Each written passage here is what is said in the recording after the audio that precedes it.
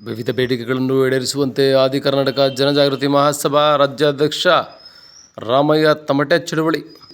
ಹೌದು, ಸಾಲಿಗ್ರಾಮ ತಾಲೂಕಿನ ಪಟ್ಟಣದ ಶ್ರೀ ಯೋಗನರಸಿಂಹಸ್ವಾಮಿ ದೇವಾಲಯದಿಂದ ತಹಸೀಲ್ದಾರ್ ಕಚೇರಿಯವರೆಗೆ ಆದಿ ಕರ್ನಾಟಕ ಜನಜಾಗೃತಿ ಮಹಾಸಭಾ ರಾಜ್ಯಾಧ್ಯಕ್ಷರಾದ ರಾಮಯ್ಯ ಅವರು ಡಾಕ್ಟರ್ BR ಅಂಬೇಡ್ಕರ್ ಅವರ ಭಾವಚಿತ್ರ ಹಿಡಿದು ತಮಟೆ ಸದ್ದಿನೊಂದಿಗೆ ಚಳುವಳಿಯನ್ನು ಮಾಡಿದರು. ಬಳಿಕ ಮಾಧ್ಯಮದೊಂದಿಗೆ ಮಾತನಾಡಿ, ಪ್ರತಿ ಸರ್ಕಾರಿ ಕಚೇರಿಯಲ್ಲಿ ಅಂಬೇಡ್ಕರ್ ಭಾವಚಿತ್ರ ಇರಬೇಕು, ಚುಂಚನಕಟ್ಟೆಯಲ್ಲಿ ವಾಸವಿರುವ ಅಲೆಮಾರಿ ಕುಟುಂಬದವರಿಗೆ ಹಕ್ಕುಪತ್ರ ನೀಡಬೇಕು ಎಂಬುದಾಗಿ 10 ಬೇಡಿಕೆಗಳ ಮನವಿ ಪತ್ರವನ್ನು ಗ್ರೇಡ್ 2 ತಹಸೀಲ್ದಾರ್ ಸಣ್ಣರಾಮಪ್ಪ ಅವರಿಗೆ ನೀಡಿದರು. ಇದೇ ಸಂದರ್ಭದಲ್ಲಿ ದಲಿತ ಮುಖಂಡರಾದ ಶ್ರೀನಿವಾಸ್, ಚೇತನ್, ದೇವರಾಜ್, ಗಂಗಾಧರ್, ಗ್ರಾಮ ಪಂಚಾಯತಿ ಸದಸ್ಯ ಲೋಕೇಶ್ ಸೇರಿದಂತೆ ಇನ್ನಿತರರು ಹಾಜರಿದ್ದರು. ಸರ್ಕಾರಿ ಕಚೇರಿಗಳಲ್ಲಿ ಕಡ್ಡಾಯವಾಗಿ ಬಾಬಾ ಸಾಹೇಬ್ ಡಾಕ್ಟರ್ BR ಅಂಬೇಡ್ಕರ್ ಅವರ ಭಾವಚಿತ್ರದ ಫೋಟೋವನ್ನು ಅಳವಡಿಸುವಂತೆ ಆದೇಶ ನೀಡಿರುವುದನ್ನು ಸರ್ಕಾರ ಸ್ವಾಗತಿಸುತ್ತೇನೆ. ಮುಂದುವರೆದು ಚುನಾವಣೆ ಸಮಯದಲ್ಲಿದೆ ದಲಿತರು ನಮ್ಮ ಸಹೋದರರು, ಅಣ್ಣ ತಮ್ಮಂದಿರು, ನಾವು ಸಂವಿಧಾನದ ಅಡಿಯಲ್ಲಿ ಜನಪ್ರತಿನಿಧಿಗಳಾಗಿ ಆಯ್ಕೆಗೊಂಡಿರ್ತೇವೆ ಎಂದು ಹೇಳಿಕೊಳ್ಳುವ ಎಲ್ಲ ಹಂತದ ಜನಪ್ರತಿನಿಧಿಗಳು ದಯಮಾಡಿ ನಿಮ್ಮಗಳ ಅಧಿಕೃತ ಕಚೇರಿಗಳಲ್ಲಿ ಅಂಬೇಡ್ಕರ್ ಅವರ ಭಾವಚಿತ್ರದ ಫೋಟೋವನ್ನು ಹಾಕಿಸುವಂತೆ ಸಂಬಂಧಿಸಿದ ಜನಪ್ರತಿನಿಧಿಗಳಿಗೆ ಸರ್ಕಾರದ ವತಿಯಿಂದ ಸುತ್ತೋಲೆ ಹೊರಡಿಸಿ ಆದೇಶಿಸಲು ತಾವು ಸರ್ಕಾರಕ್ಕೆ ನಿರ್ದೇಶನ ನೀಡಬೇಕಾಗಿ ಮಾನ್ಯ ರಾಜ್ಯಪಾಲರಾದ ತಮ್ಮಲ್ಲಿ ಮನವಿ ಮಾಡುತ್ತೇನೆ. ಮನವಿ 2. ಕರ್ನಾಟಕ ರಾಜ್ಯದ ಜನತೆಗೆ ಮತ್ತು ದಲಿತ ಸಮುದಾಯದವರಿಗೆ SCP TFC ಅನುದಾನ ಏನಾಗಿದೆ ಎಂಬುದರ ಬಗ್ಗೆ ವಾಸ್ತವಾಂಶವನ್ನು ನಿಜವನ್ನು ತಿಳಿಸಲು ಕಲ್ಯಾಣ ಸಚಿವರಿಗೆ ನಿರ್ದೇಶನ ನೀಡುವಂತೆ ಒತ್ತಾಯಪೂರ್ವಕವಾಗಿ ಮನವಿ ಮಾಡುತ್ತೇನೆ. ಮನವಿ 3.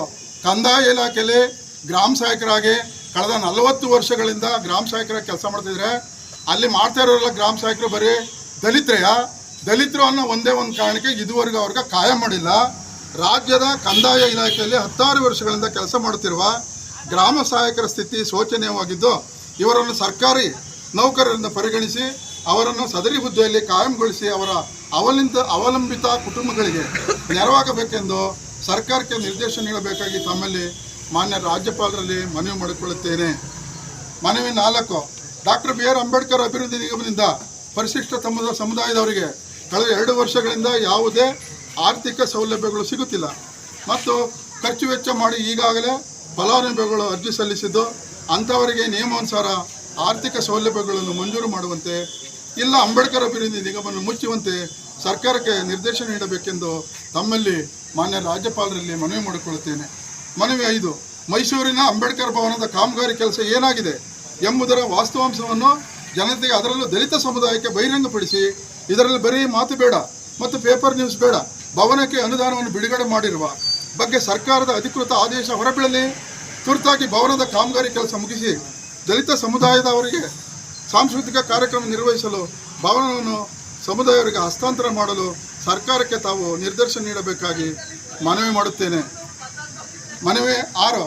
ಕರ್ನಾಟಕ ಸರ್ಕಾರದ ವತಿಯಿಂದ ಶಾನ್ಭೋಗರು, ಪಟೇಲರುಗಳಿಗೆ ಮಾಸಾಸನ ಮಂಜೂರು ಮಾಡಿ ಈಗಾಗಲೇ ಸರ್ಕಾರ ಆದೇಶ ನೀಡಿರುವುದು ಸರಿಯಷ್ಟೇ. ಆದರೆ ಇವರ ಜೊತೆಯಲ್ಲೇ ಕೆಲಸ ಮಾಡಿದಂತಹ ರಾಜ್ಯದ ಹಿಂದಿನ ಕುಳುವಾಡಿಗಳಿಗೆ ಮಾಸಾಸನವನ್ನು ತುರ್ತಾಗಿ ಮಂಜೂರು ಮಾಡಿ ಇದುವರೆಗೂ ಆಗಿಲ್ಲ ಅವ್ರಿಗೆ.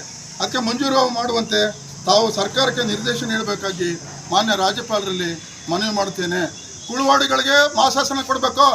ಹಿಂದೆ ಅವರು ಹೆಣ ಹೊರೋದು, ಗುದ್ದ ತೆಗೆಯೋದು, ತೋರಣ ಕಟ್ಟೋದು, ತಮಟೆ ಹೊಡೆಯೋದು, ಏನೋ ಸತ್ತದನ ಹೊರೆಯೋದು, ಕುಳುವಾಡಿಗೆ ಚಾಕರಿ ಮಾಡ್ಕೊಂಡಿದ್ರು. ಬರೀ ಏನೋ ಶಾನ್ಭಾಗ್ರು ಪಟೇಲರೆಲ್ಲ ಕೆಲಸ ಮಾಡಿದ್ರು, ಕುಳುವಾಡಿಗಳು ಆ ಸಮಯದಲ್ಲಿ ಕೆಲಸ ಮಾಡಿದ್ದಾರೆ. ಆದ್ದರಿಂದ ಅವರಿಗೆ ಮಾಸಾಸನ ಕೊಟ್ಟ ಮೇಲೆ ದಯಮಾಡಿ ಕುಳುವಾಡಿಗಳಿಗೆ ಮಾಸಾಸನ ಮಂಜೂರು ಮಾಡಬೇಕು ಅಂತ ನಮ್ಮ ಸಂಘದ ವತಿಯಿಂದ ಬೇಡಿಕೆ ಇಡ್ತಾ ಇದ್ದೀವಿ. ಮನವಿ 7. ಸರ್ಕಾರದ ಶಾಲಾ ಕಾಲೇಜು ವಿಶ್ವವಿದ್ಯಾಲಯಗಳಲ್ಲಿ 16 ವರ್ಷಗಳಿಂದ ಕಡಿಮೆ ಸಂಬಳಕ್ಕೆ ಕೆಲಸ ಮಾಡುತ್ತಿರುವ ಅತಿಥಿ ಅಧ್ಯಾಪಕರು, ಉಪನ್ಯಾಸಕರುಗಳು ಅವರು ಕಾಯಂ ಮಾಡಿಲ್ಲ ಇದುವರೆಗೂ. ಅವರ ಸ್ಥಿತಿ ಭಾಳ ಶೋಚನೀಯವಾಗಿದೆ. ಬರೀ 12-13 ಸಾವಿರಕ್ಕೆ 15 ಸಾವಿರಕ್ಕೆ ಕೆಲಸ ಮಾಡ್ತಾ ಇದ್ದಾರೆ. ಎಲ್ಲ PhD MPhil ಸ್ಲೆಟ್ಟು ನೆಟ್ ಎಲ್ಲ ಮಾಡ್ಕೊಂಡಿದ್ದಾರೆ. ಅವ್ರನ್ನ ಇದುವರೆಗೂ ಕಳೆದ 20-25 ವರ್ಷದಿಂದ ಕೆಲಸ ಮಾಡಿಲ್ಲ. ಸರ್ಕಾರ ಅವ್ರನ್ನ ಗುಲಾಮರ ರೀತಿ ದುಡಿಸ್ಕೊತಾ ಇದೆ. ಅವ್ರನ್ನ ಕಾಯಂ ಮಾಡಬೇಕು ಅಂತ ನಮ್ಮ ಬೇಡಿಕೆ. ಅಧ್ಯಾಪಕರುಗಳನ್ನ ಕೂಡಲೇ ಕಾಯಂ ಮಾಡುವಂಥ ಸರ್ಕಾರಕ್ಕೆ ತಾವು ಸೂಕ್ತ ನಿರ್ದೇಶನ ನೀಡಬೇಕಾಗಿ ಮಾನ್ಯ ರಾಜ್ಯಪಾಲರಾದ ತಮ್ಮಲ್ಲಿ ಕಳಕಳಿಯಿಂದ ಮನವಿ ಮಾಡಿಕೊಳ್ಳುತ್ತೇನೆ. ಮನವಿ 8.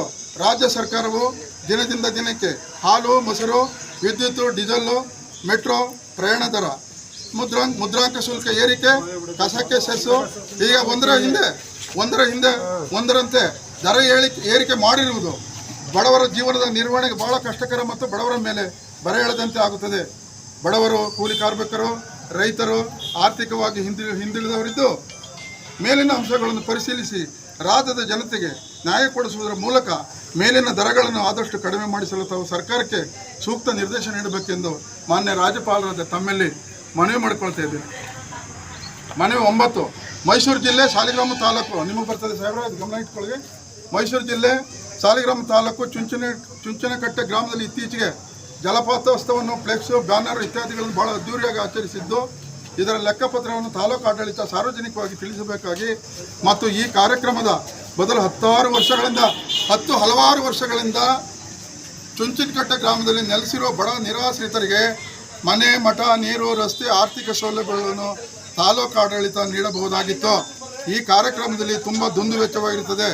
ಇಂದಾದರೂ ಈ ರೀತಿ ಜಲಪಾತೋತ್ಸವವನ್ನು ಮಾಡುವ ಬದಲು ನಿರಾಶ್ರಿತರಿಗೆ ಸೂಕ್ತ ಆಶ್ರಯ ನೀಡುವಂತೆ ತಾವು ಸರ್ಕಾರಕ್ಕೆ ನಿರ್ದೇಶನ ನೀಡಬೇಕಾಗಿ ತಮ್ಮಲ್ಲಿ ಕಳಕಳಿಯ ಮನವಿ. ಇದನ್ನು ಪರಿಶೀಲಿಸಿ ನ್ಯಾಯ ದೊರಕಿಸಿಕೊಡ್ತೀರಿ ಎಂದು ಮುಂದುವರೆದು ಇದರ ಲೆಕ್ಕಪತ್ರವನ್ನು ತನಿಖೆ ಮಾಡಬೇಕಾಗಿ ಕೋರುತ್ತೇನೆ. ಅಲ್ಲಿ ಚುಂಚನಕಟ್ಟೆಯಲ್ಲಿ ಬಹಳ ವರ್ಷಗಳಿಂದ ನಿರಾಶ್ರಿತರಿಗೆ ಯಾವುದೇ ಸೌಲಭ್ಯ ಸಿಕ್ಕಿಲ್ಲ. ಸರ್ಕಾರ ದಯಮಾಡಿ ಅವರಿಗೆ ಆರ್ಥಿಕ ಸೌಲಭ್ಯದ ಜೊತೆಗೆ ಮನೆ, ಮಠ, ಅವ್ರು ಏನು ಹುಲ್ಲುಮನೆಯಲ್ಲಿದ್ದಾರೆ, ಮಳೆಯಲ್ಲಿ ವಾಸ ಮಾಡೋಕ್ಕಾಗಲ್ಲ ಅಂತೇಳಿ ತಕ್ಷಣಕ್ಕೆ ಮನೆ ಮಂಜೂರು ಮಾಡಿಸ್ಕೊಡ್ಬೇಕಂತ ತಾವು ಸರ್ಕಾರಕ್ಕೆ ಇದನ್ನು ಕಳಿಸ್ಕೊಡ್ಬೇಕು. ದಯಮಾಡಿ ಆ ಮನವಿ 10 ಆಗಿ ಜಾರಿಗೊಳಿಸಬೇಕು. ಅದಕ್ಕೆ ಸಂಬಂಧಪಟ್ಟ ಸಮಾಜ ಕಲ್ಯಾಣ ಸಚಿವರು ಮತ್ತು ಮಾನ್ಯ ಮುಖ್ಯಮಂತ್ರಿಗಳಿಗೆ, ಮಾನ್ಯ ರಾಜ್ಯಪಾಲರಾದ ತಾವು ಅವರಿಗೆ ಸೂಕ್ತ ನಿರ್ದೇಶನ ಕೊಟ್ಟು ಆದಷ್ಟು ಬೇಗ ಈ ಒಳ ಮೀಸಲಾತಿಯಿಂದ ನಾಗಮೋಹನ್ ದಾಸ್ ವರದಿಯನ್ನು ಜಾರಿಗೊಳಿಸಬೇಕು ಅಂತ ಈ ಸಂದರ್ಭದಲ್ಲಿ ಮನವಿ ಮಾಡ್ತಾ